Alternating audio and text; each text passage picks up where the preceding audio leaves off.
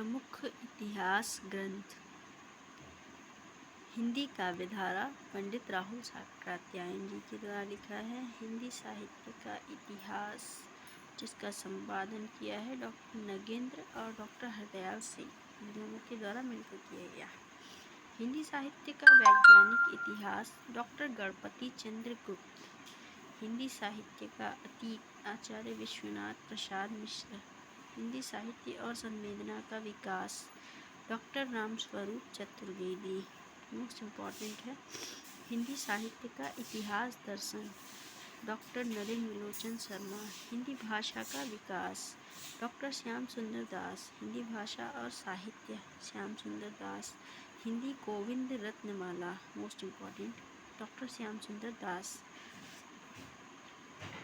राजस्थानी भाषा और साहित्य में लिखा गया है डॉक्टर मोतीलाल मेनारिया। राजस्थानी भाषा और साहित्य से संबंधित जितने भी ग्रंथ हैं सब डॉक्टर मोतीलाल मेनारिया द्वारा ही लिखे गए हैं। राजस्थानी पिंगल साहित्य डॉक्टर मोतीलाल मेनारिया। हिंदी वीर काव्य डॉक्टर टीकम सिंह तोमर। हिंदी काव्य शास्त्र का इतिहास डॉक्टर भगीरथ मिश्र। आधुनिक हिंदी का आदिकाल श्री नारायण चतुर्वेदी।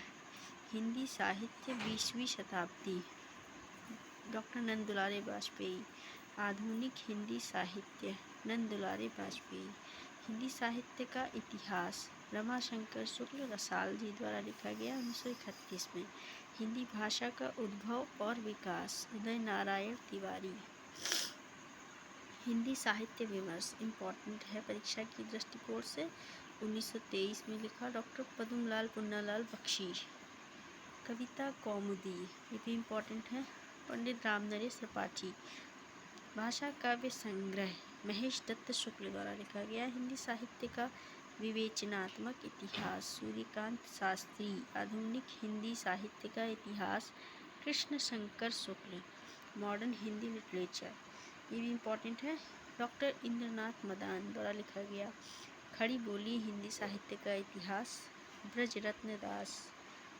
आधुनिक हिंदी साहित्य लक्ष्मी सागर वार्ष्णेय। ब्रजमाधुरी सार वियोगी हरि, ये भी इम्पॉर्टेंट है।